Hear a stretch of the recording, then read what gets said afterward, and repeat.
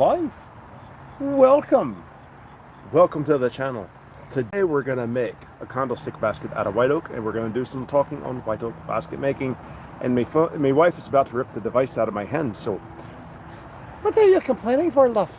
Hey, she's undone it. You're moving away from me now.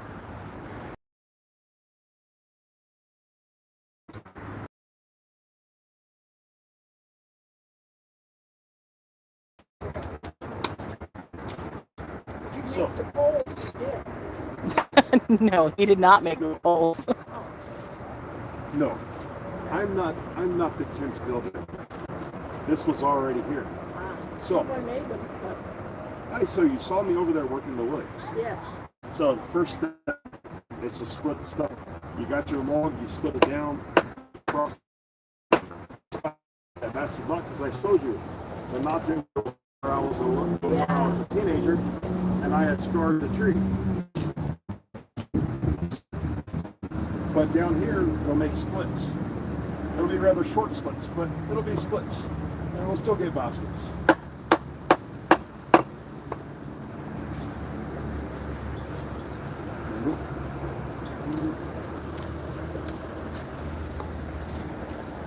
Okie dokie, so there's those pieces. And we fast forward, bam, we got ribs. And you can source out you can make your material any size from this stage, any length. You can cut it down. And this is going to be a candlestick basket. So that's using an 18-inch rib, and we need, there's 3. Actually, I don't like him. So what we'll do is we'll get some full-length ribs. So 3, it'll work. 4, 5, 6. So there's 6 ribs, all a rough 17, 18 inches. Got our handy dandy bar. What we'll do is right here. This wonderful device is our basket maker's yoke. Basket maker's what? Yoke. It's a weaver's yoke. So what we call it that because like any yoke, it supports something. Okay, So- Y-O-K-E? Y-O-K-E, that's not. So what we do is we put our basket materials, our weavers in here as I'm working it. This keeps the splits up off the ground. It keeps everything nice and tight. And as I'm working, I can take and pull apart splits, and I can make any length of split or any type or size of split that I want, and then put it here. And then as I build up to it, I can sort through here what I'm looking for, and I can grab. And it's portable. I can move it. Ah, So very it's, handy. It keeps you orderly and yeah. hi, that's the good thing about it. Uh-huh. So we've got 6 ribs. So, and this is the interesting part. Now, don't know how far we'll get on this basket, but we'll get close enough. You got 3 on the bottom. Right? And I've got 3 on the bottom, 3 on the top, and instead of usually the way we do this is we split the basket in half, do half here, flip it over, do the other half. But instead I'm going to weave them in entirely as the whole basket because if I can't just pick it up and flip it around. So I'm not going to put my center one in first. I'm going to put the one on the end first. And the center one is usually always under the middle one. And the ones on the end are almost always, I don't like that one. That one says, not that basket. And you say, not that basket. All right, whichever one comes out here.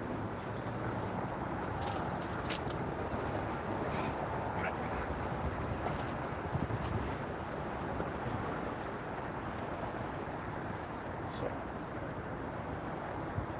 there we go. And now I can let go of the basket. The basket is self-sustaining. You pick it up, but very, very carefully. Having 3 ribs like that kind of makes it very interesting. So I'm going to reach on over here, This tool is just what we call a turnip bar. And it gets its name because it's going to help me turn the basket up.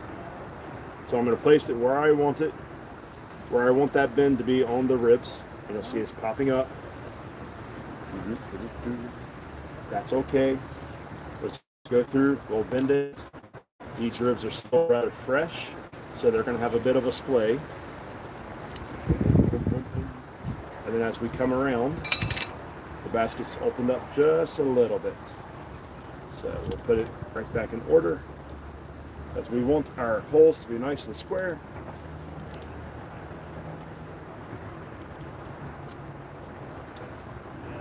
We'll lock him down. Boom, boom, boom. And there's the start of a basket. So now I'm going to come back over here.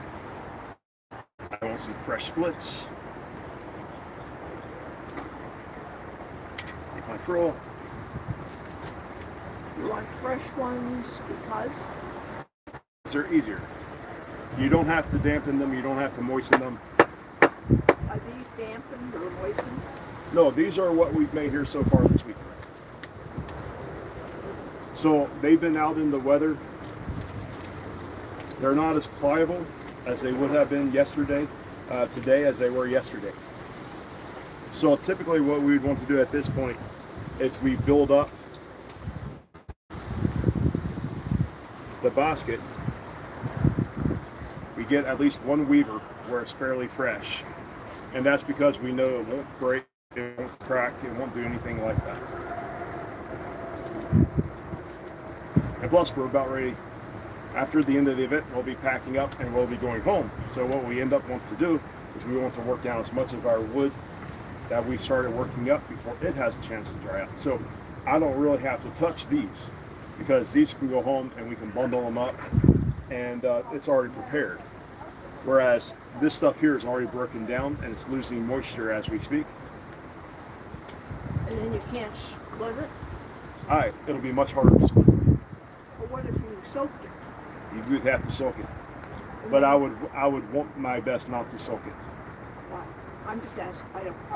Well, because the time that it's going to work the best is when the sap is in the wood. Oh. So it works best in this state. And if it goes dry, it loses its bright color. Oh. Like I've done it plenty of times. I've taken scraps and soaked them and done that plenty and plenty of times. That's one sharp knife. It is a sharp knife. This is the knife that I use. It's an old Barlow. And it's the knife that I use to do all my precision cuts and stuff with. If I need to do any trimming, it's very great at that.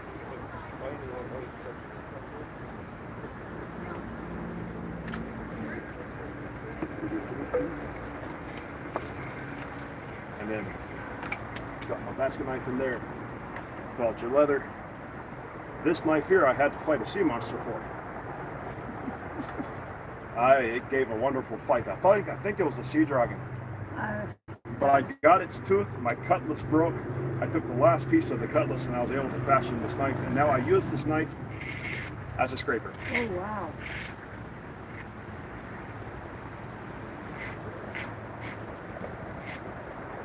Hi, welcome to the class.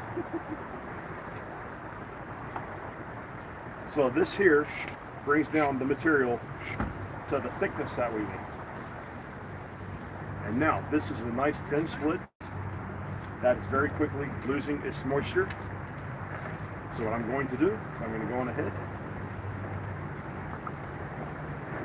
I'm going to split this rib right here just like so.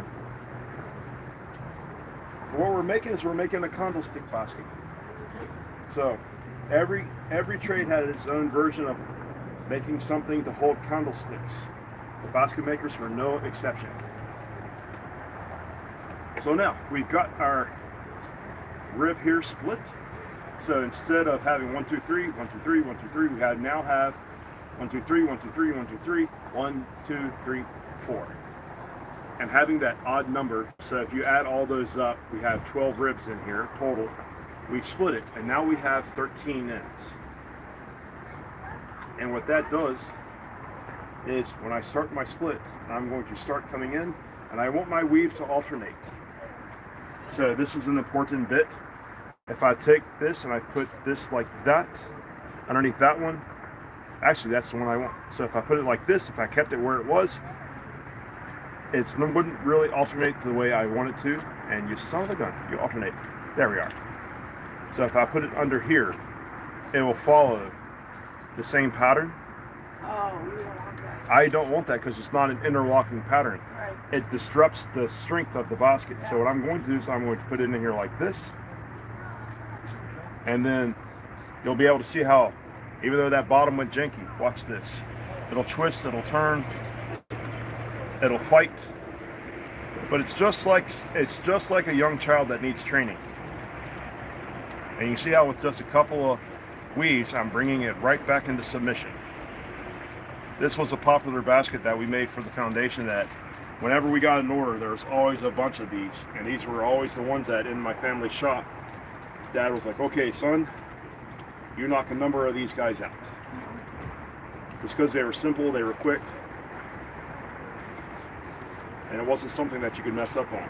And now that I've come back all the way around, you can see that rib, if I was to keep following and I didn't have that split to that rib and go like this, it follows that. So when the Europeans started making baskets, this is a European thing, I think. When we started making baskets and we started doing it as an industry, the continual weave was much faster because all it does is it just spirals and you never have to stop, cut the split work. You don't fight the basket as hard, and from a productive standpoint, you can get a lot more baskets woven in a day. And so the basket making industry for the white oak, when we got over here, we started using the white oak. The split basketry, that was a thing when it became an industry. We wanted to be able to produce baskets and produce them a little bit faster. So the split.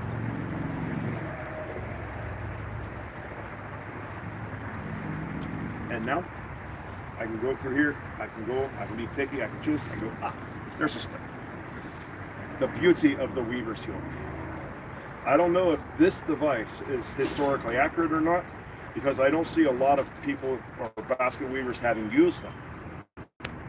This is something that either we have rediscovered throughout that's been used and lost many times in history, or that no one ever said anything, or no one ever thought about using it.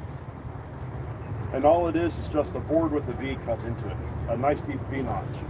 But I can work it all day and it'll handle all the materials I put into it.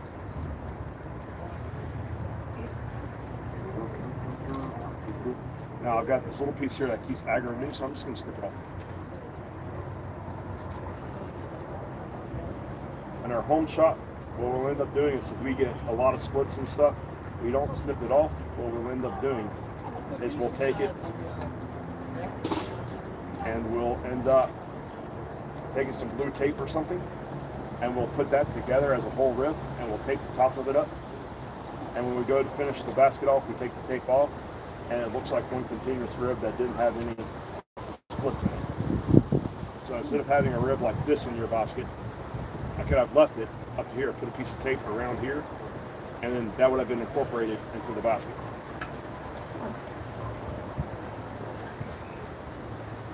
But we're just making a basket for your candlesticks.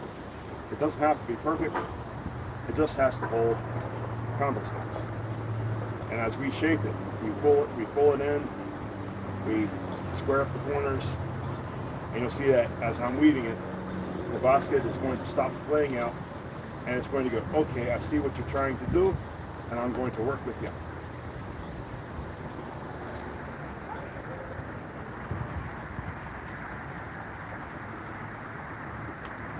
And there is the start to a splits in. Come here. Pardon me. Nerves. I'm not used to having people just staring at me and me yabbering on. Well, you're doing a really good job. We didn't know. I will now. If you have any questions as well, please feel free to ask.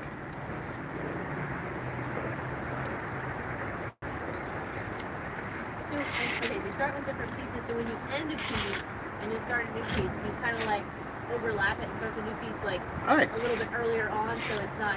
Exactly. Okay, cool. So if you want to, feel free to come on up, fill up the first row, and watch. This is how we start the new split. That split has ended. So typically you'll see in a lot of Shenandoah Valley baskets, they go back 3 or 4 ribs. And this guy here, I need to thin down just a little bit more.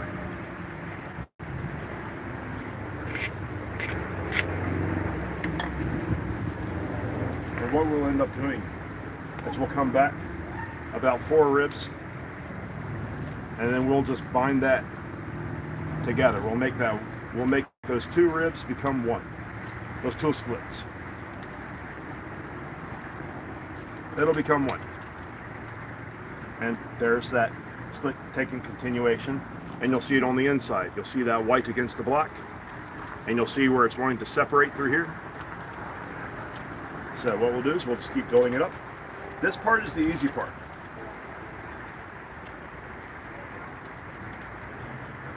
There's no nails, no screws, no glue, nothing like that. I got 1 split here that decided to let go. That's okay. That just means that I had it on way too tight. And what I'll end up doing is I'll feed another split into that. Later on, I'll keep track of wherever a split may break due to a brittleness in the wood. And generally, at home, when we're working at home, when that happens, I stop, pull that split out, and restart it and continue. Not just leave it. But here, You can pull it out. I can take this whole basket back apart. So I've got 1 split here that let loose at the corner. It was that dry split that I was telling you about. When you weave dry, you should expect things to kind of let go from time to time. And that right there, typically on a basket at home when we're doing that happens. We just restart it and continue. But I was already halfway around the basket, so what I'll end up doing is taking another split and weaving another split in and over and doubling that up. That won't structurally hurt the basket. It's just an eyesore that I want to fix. I know it's moist because you just recently cut it, but let's say you're at like a really dry day like today and you're working or you come back to it or something. Can you I know this would be modern, so you probably could say no, but could you spray it with water or dip it in water to keep it pliable? You would have had to. Okay. So typically what we do, and it's getting thick there, so what we'll do is just snip it off. What we do with a lot of stuff like that is when it gets damp, especially in a colonial setting, when it gets dry, these here are getting dry. So I can always get back to work and make more splits, which I'll do here real quick because I hate weaving dry splits. But the wood is super flexible, it's super nice. And in fact, if you do your wood choice well, I've got, where is it? So I took apart some baskets that's been hanging around my shop for a few years. Oh, okay. This is bone dry, but yet I can weave with this right now. You see how those ridges came right out? Oh. This has been sitting in a basement, not in a basement, but in a garage through the seasons, and it's bone dry, but it's still flexible. So the material that we're using is naturally supple. We want it to be. We don't want it to be a material that is going to be brash and brittle, because once when it dries and you use your basket, that brash and brittle will show through. Okay. So, and I kind of missed the beginning, and I apologize. So is that, as far as getting them more pliable, are you choosing certain wood, certain trees? Aye. Okay. Aye. We want to choose a very pliable young white oak tree. So basket making here in colonial America predominantly was out of white oak. And the reason it was out of white oak was because the Europeans, when we came over from England, we brought the tradition of basket making with us. And thank y'all for joining us, ladies. If y'all have any questions, please feel free to ask. So the tradition that they brought over was also another form of basketry using oak, but they boiled it. And to this day, there's still a few makers over there that they'll cut their oak tree down to make their baskets out of, and what they'll do is they'll put it in a trough and they will boil the wood. And you have to boil it.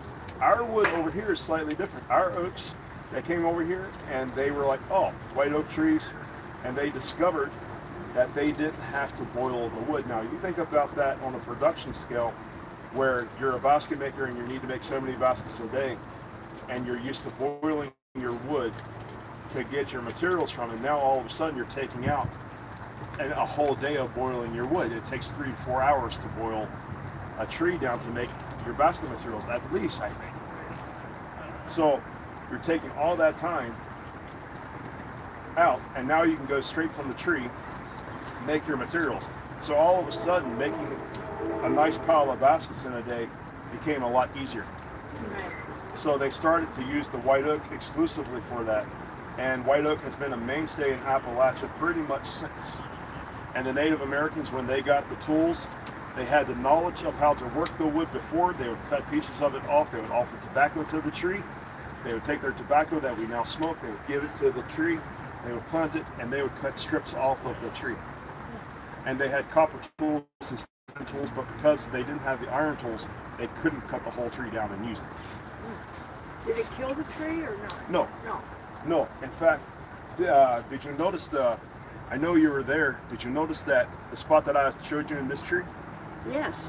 That's what it would do. It would form a knot. Oh, The tree would okay. heal itself.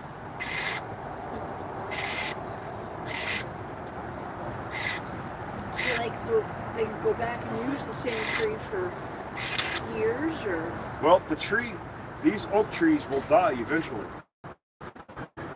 So these an oak tree that's actually diseased. It's got diseases in it. It's been fighting. It's been struggling to survive in the young growth where it's at. Usually where I get my basket wood, it's all in very young growth woods. If I was to look around and see big trees like those all over the place, I'd be like, this is not the woods. It's brash, it's brittle, it doesn't work very well. But if I get to an area like right here where it's all nice young growth and it's all super thick, well, they're fighting for survival. They want to survive, they want to thrive. And so those materials are reaching high for the sky as fast as they can, trying to get the edge above everyone else. And now all of a sudden it sounds like the real world, doesn't it? I love it when I go out into the woods. I don't see what everyone else does. I don't see a set of like every now and then the tranquility of the place will get to me, and the woods can be an extremely tranquil place. But when you're trained to recognize dead and dying trees, and you're recognizing the fight that they're doing to survive, all of a sudden, every now and then the woods turn into a different place, and it becomes kind of talkinish, where the trees are talking to each other, and they're even fighting with each other. And this tree was a tree that was not going to make it. It was on its last legs. It had fought several times. It had overcome a lot of obstacles in its years, but this was the year that it was going to die. In fact, I missed it, but as I was going through the woods, getting extremely beautiful, and then I noticed all written tracks of the bark. So in the bark part, right here, decided that it was no longer going to make it. Nature has its own laws, its own rules, but it allows us the opportunity to stop the cycle of death and create something beautiful from this wood. And in our case, in basket making, it's the baskets. So we get to step in, insert ourselves a little bit into that cycle of regrowth, of death, stop it, and we get to take that tree, take it home, make a bunch of beautiful stuff out of it, where it can be appreciated and it can live on until finally, millennia later, it might take 1,000 years now, but eventually it will turn bricks on a much longer than we humans do. You know, see the candle basket is taking shape. That's all this is now filling up the frames and choosing my splits with care. The faster I, what's it up? It's out of. Another tree I won't get a single basket out of, but I'll get a piece out. So one tree might go for ribs. Get nothing but ribs out of that tree. It might be all produced. If that's the case, well, that tree is full of structures of at least 30, 40, 50 baskets. It all depends on the quality of the wood. There are some trees that I can get a lot out of. This tree here was nothing more than a little 4-inch diameter tree, and so far we've got nearly 10, 15 baskets out of it. All right. The largest of the tree we cut is about the size of my block. And that's actually a really rare tree at that size. We prefer 4 to 8 inches. There's some times where we'll find a tree good enough where we can get upwards of 12 inches, but that's rare. And then those trees have a lot of brashness in them. So it's the younger trees that are fighting that have that suppleness to them. So would you after you cut down the trees, would you just replant and make sure that No, I'm glad you asked this because we recently just had a debate with this on a basketry group on the book with the face. So it's about how I cut down and harvest the wood. And it sparked wouldn't me putting cord hostile that are against it. And it's the same way when you plant a very young tree in a very young growth of forest. So I don't do it. And the thing about me harvesting one of these young trees, it's diseased and dying. It's lost its fight with nature. And I respect being very responsible, but we're responsible stewards for the forest that we take, because we understand that if we plant more trees there, it's just going to be confusing for the forest. And we want the forest to become a healthy, mature forest. So what will happen is, as the forest continues to grow and continues to do its thing, this tree is not dead. Its roots are going to put out more shoots. And we might go back in the next 30 years. I might be an older man when I step back in this woods, and I might see that this tree has put out 2 beautiful trees that are actually thriving. I could have just made this whole tree by cutting the top of it off, because all the disease is in the top of the tree. So I've taken the disease out. You're helping the root ball, which has got the life of it. And that root ball can now be stronger by putting out more shoots. So while I don't have to plant more trees, recognizing that by removing the disease and dying stump off the top of the root ball, where the real life of the tree is, I'm helping the tree to grow back healthier. And there's some species that we work with, like willow, when we harvest our willow. Willow has been a plant that has been harvested for thousands of years. Willow is no longer a wild growing plant. It needs people to work with it. It needs to be cut back. It begs to be cut back. And the way you can help that is by cutting it back. A healthy willow tree is a tree that's always cautious.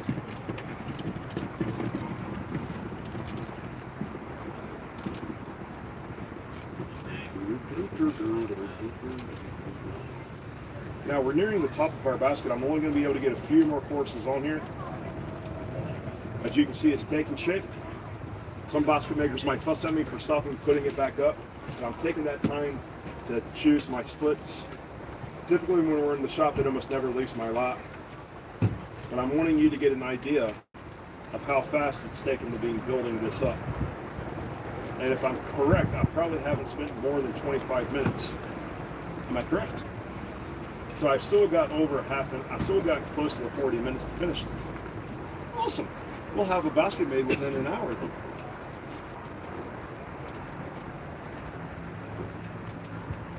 So you'll see with each split I put on here, it gets a little taller and a little taller and a little taller.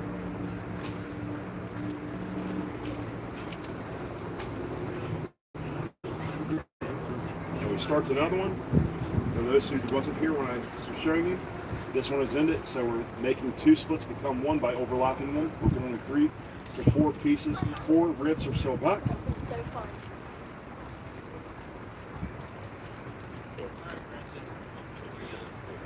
I'm trying to remember why the 13th you cut one.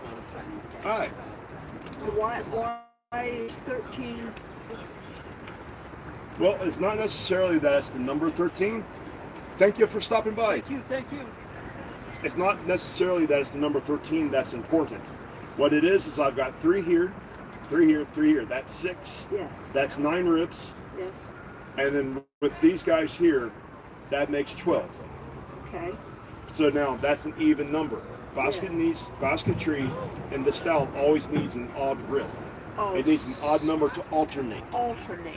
Yes. Okay, thank you. This is called an alternating continual weave. in simpler terms, among other groups that prefer the simpler terms, it's just a continuous weave or a spiraling weave.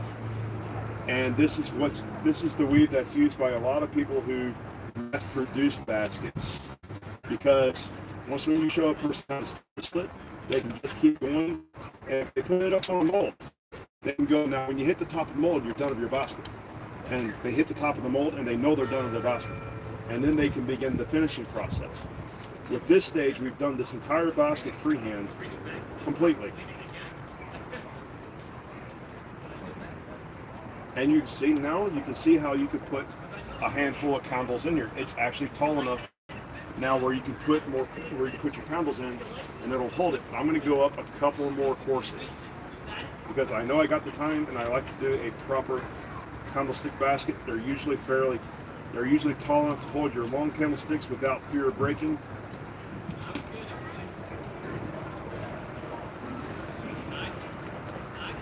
So as I'm going around, you'll be noticing that I'm pinching the basket. I'm pinching the corners, and that's to keep it straight, and that's to keep it.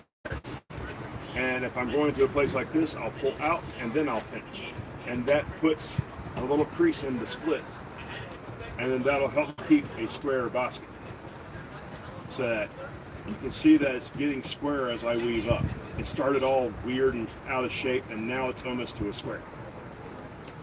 So we'll put one more, I think, because we're getting to the point to where we need to do the turn down.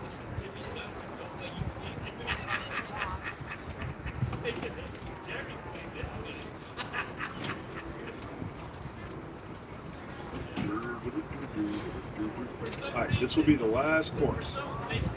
The ribs are starting to get, I've got about an inch at the top of my lowest rib.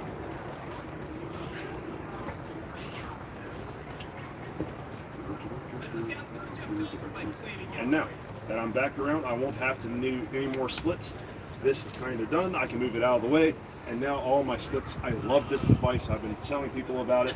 This is what I call a weaver's yoke. I haven't seen any historical images of it. This is a recreation based on an absolute need that I think that they may have had, whether we know it or not. So now the process is, how do you kill the split work? How do you make it structurally sound? So what we do is we end up coming back over and we skip two. This whole time we've not been skipping ribs. We've been going under, over, under, over, under, over, not missing a beat. Now, in the beat of the music of weaving, we're going to skip a beat. And we're going to tuck it back in on itself just like we started it. And then I'm going to finish it off like that. And now, in our shop, this gets choked out in the sun for a little bit, but I've used dry splits to weave this up. I've only used a couple of green weavers, so it's going to be as dry as it's going to be. So what I'm going to do is I'm just going to use my fingers. You can use the tip of your knife, and I'm just going to pack my split work. And when you do willow baskets, this is a step where you'll see they'll bring out what they call a whacker. And they'll step there and they got this heavy bar and they'll go whack, whack. This material is strong and it'll take that, but it's not really a necessary abuse for this material. So we can just take it, scoot it all down, take any looseness out of our weaving and then back. And now begins the process of turning it down. I'm going to double check. I want all my corners. I want it to be nice and flat and level all the way across. I want to be able to look across and see that this side is lining up with this side and this part of it is lining up with that part of it. And if you can see it with me, you can see I've got it fairly level. It doesn't have to be a cabinet maker's precision, but a lot of basket makers pride themselves on how well they level their baskets. Let's face it, if you're trying to sell a basket and one side is way taller than the other, and it's gonna look weird. So what I just did, I folded it over and I put it into the split. Now no matter how hard you pull on that part of the split work is not going to come off. So I'm going to go through, and wherever the ribs are thick, and now I remember why I hated making these things so much when I was a child. My fat hands couldn't fit into it that well. But you learn, you adapt, you overcome, and you use the very tip of that blade, just like that, fold it over, and turning down small baskets like this gets easier as you go along, because now all you need to do, one, this part of it is up to your own preference. You can cut that rib off in between, open that up. Or That a one lot of didn't people, get tucked. no, it only gets Every other one gets tucked. every other one, and you'll notice that the ones that I'm tucking, the split work here at the top is the same as the split work down here at the bottom. And there's a purpose for that. So you'll also notice that below that, these ribs go over this rib, going this way. So I'm taking the most structural rib and I'm turning it into itself, and I'm locking it down, which is pinching this rib against the top of this split work. So if I was to put a bunch of weight in here, like a bunch of candles, say we make a bunch of lead candles and we put it in here, well, this part of it will want to bow out. So if we're turning down this and cutting these two off, this will actually separate from this rib, and you'll have a weakness in the basket. So having this basket tucked over on this rib structurally in the basket gives you a much stronger bottom. All basketry is interlocking. So this part is where you either make a good basket or a bad basket. Your turn down is always extremely, extremely important, and you never want it to get loose. And because these ribs, so I made these while we were talking, and this wasn't more than an hour ago, but they're already drying out. People ask how fast these baskets dry out. They dry out extremely fast because we're not using super thick material.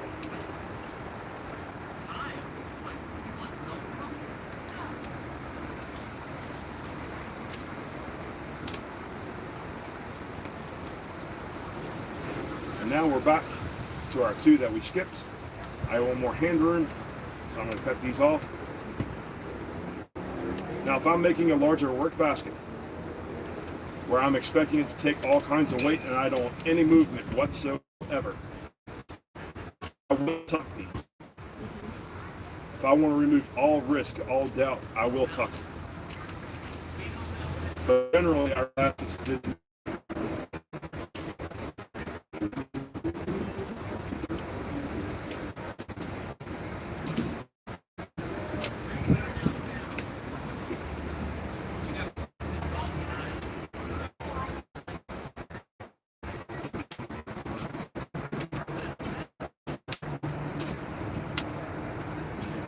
There is a candlestick basket, but now you might look at it and go, Bigfoot, how do we put it up on the wall to put our candlesticks in? Because you would want one of these at every place you've got candlesticks and throughout your house. So wherever you have a candlestick to put candlesticks in, you're going to want a couple of these. That way you can go through the house and fill them up. Well, I'm glad you would ask me about needing the handles, because that's the next thing to do on the list. So we're going to go back on over here. We've got a piece of wood. We're going to shave it down.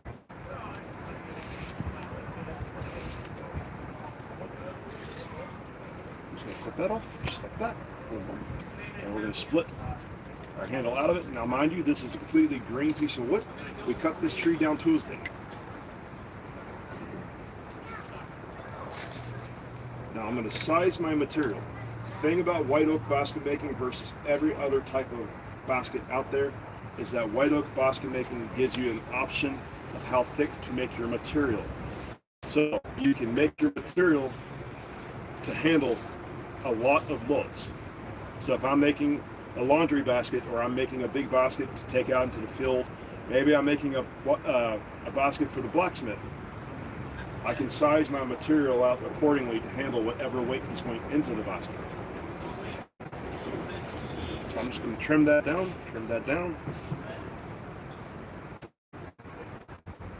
it'll make. But I want to make sure, because we're going to be having weight that's always going to be there.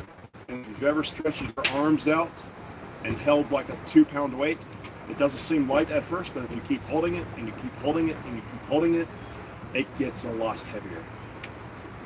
So whatever you put on the wall, you have to realize that it's going to get a lot heavier. And now I'm testing the suppleness of the material. I'm wanting to see if it breaks or not. And there's been a couple times where it's cracked. it's not a good piece of material. So now we'll get into the material where I know it's good on this side of it.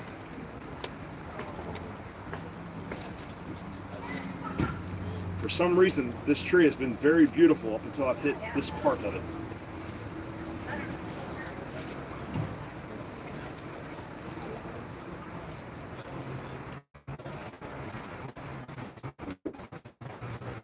And then I'm going to corners, make it easier to bend. Thin this down just a little bit, but still a bit.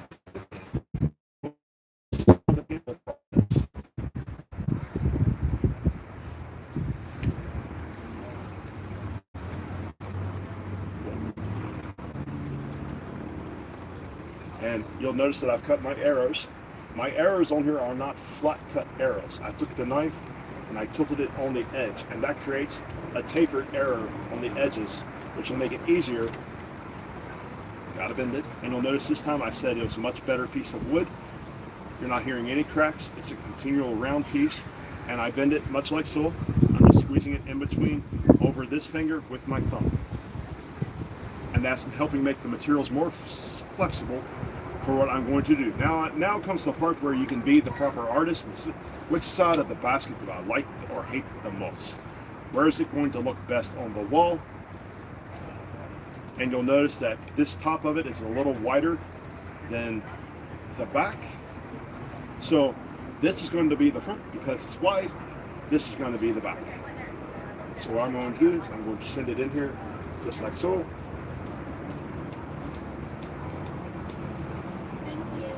You want to make sure you have enough split, enough of the handle to be tucked in.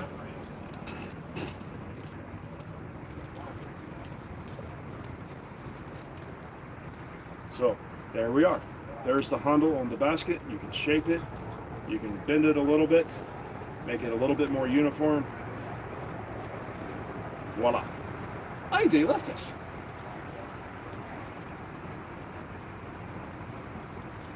And now comes the final, we tuck it in.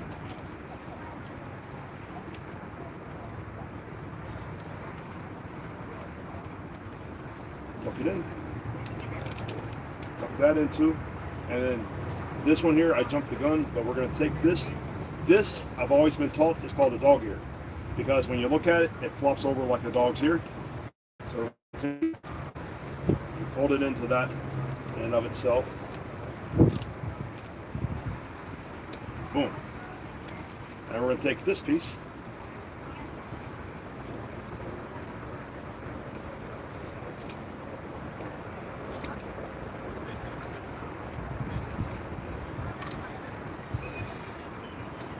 We're going to run this. This is usually a little wider than the first two courses. So you want the maximum width to be 2 courses. There we are. When you go around in coopering, you would use a traveler. And what I've done is I've wrapped it around the basket to get my length that I need. And this doesn't have to be a substantially thick piece of wood, but it does need to be strong enough to support the top of it from collapsing or whatever. But this is usually put in to help disguise the top of the basket, because now this basket is strong enough where you can put it on the wall right now and fill it with candles. This is the fun part. This is the finishing part. So I was taught in the basket shop I grew up in, 2 courses for the width of your rim. However big the basket course, however big the splits are, you need 2 courses of that for your rim. And the reasoning for that is because when you put your rim on, that's right. When you put your lashing on, what'll happen, I've got this piece of wood. That's all janky. So you put it on 2 courses on. That way, when you weave it and you lash it, you pull the top course off. You need that little bit extra in there for that strength.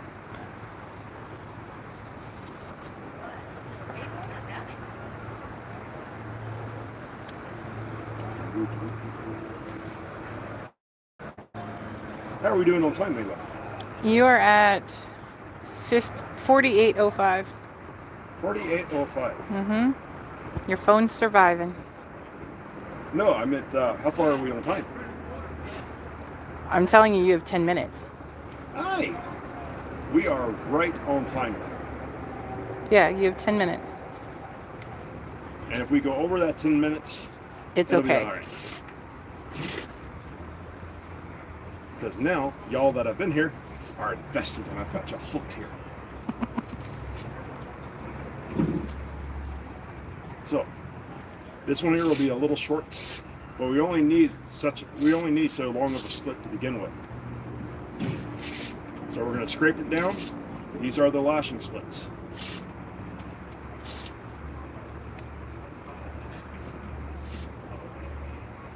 Trim that little bit of roughness out of it. And generally, your lashing splits are usually the best parts of the tree. You want to use the best parts for your lashing because, remember, this is the part that finishes the basket. So the lashing often dictates how well the basket will look when it's done. I typically like to use a wide lashing. I was taught a wide lashing in my region, but I've seen it where others, especially among the tribes, they prefer a smaller lashing. So in the end, in the valley, the lashing is a personal choice for you to use whatever you want. So if you want to use a narrower one, by all means, use a narrower lashing. So I'm going to go under tool, and then I'm going to snug it up. I'm not going to see how hard I pull. I'm just going to keep going under tool. The rule of thumb is always under tool.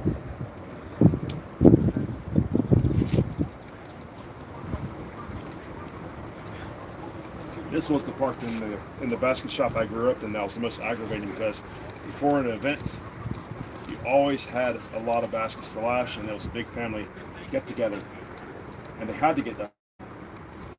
So what I'm going to do is I've got all that excess sticking out. I don't need to let it keep drying out without form, so I'm just going to go ahead, tuck it back in on itself, and keep getting. And if it pops back out like that, not a worry. Each stitch we get it closer and closer, and it gets cinched up and cinched up even more.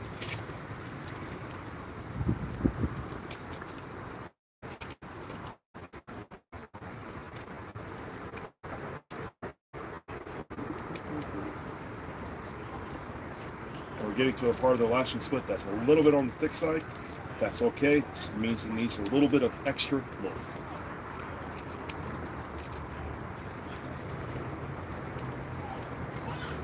And now before I finish it off, we're going to take that back in where it said it didn't want to go before. I've kind of encouraged it to stay there, and now I've got the end of this. How you finish it. It's very simple. In my county, you can tell who finishes their baskets by the way that they tuck it in. The Cook family that I learned from, as well as the Jenkins family, a lot of the Cooks just folded it right on over and tucked it in on the front of their basket. I was taught to tuck it in on the inside of the basket. And anymore, as I make my baskets, I've come to realize it don't matter, as long as it holds. And the reason I was taught to tuck it on the inside of the basket was because looks often matter.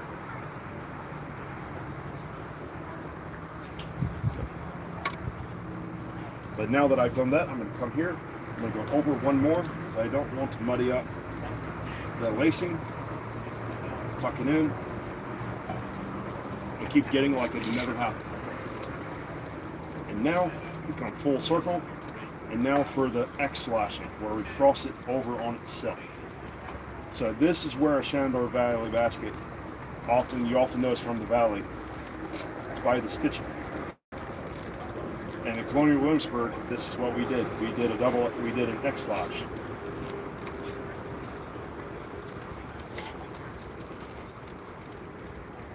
I'm going to put it exactly where I want it. This is a very interesting job because you're using several fingers to hold it in place. I'm pinching it right here where I want it to cross because I want my X. And there's a couple places where it's like, I don't want to be that X, but you'll see the X on the top. So now I'm going to go through. I'm going to scoot it over to the top, hold it, pinch it, and I'm going to keep getting. I don't want it to loosen up.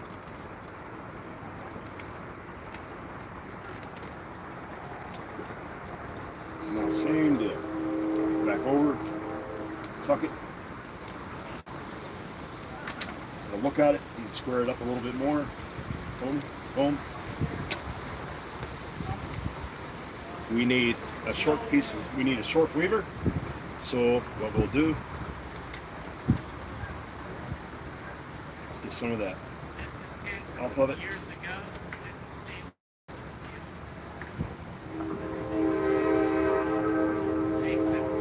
Separate the good material from what we know to be the bad material.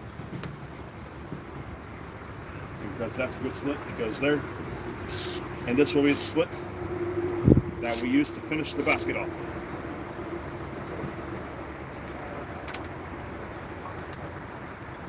Where did I finish off? We'll go right here. And when I'm doing this, I'm using the ball of my thumb to press it in and to scoot it, as my fingers now have grip with all the calluses I have on it. If it doesn't do that, you can take your knife, shove it in there, and then you can insert that split, pull the knife out, and then press it back down, and it'll be just as tight as it is now.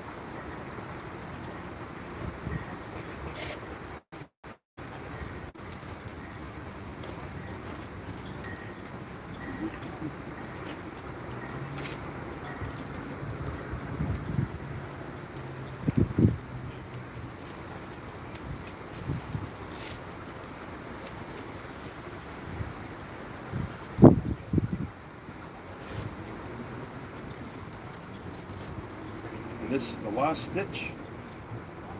Go in. I'm going to cut this off.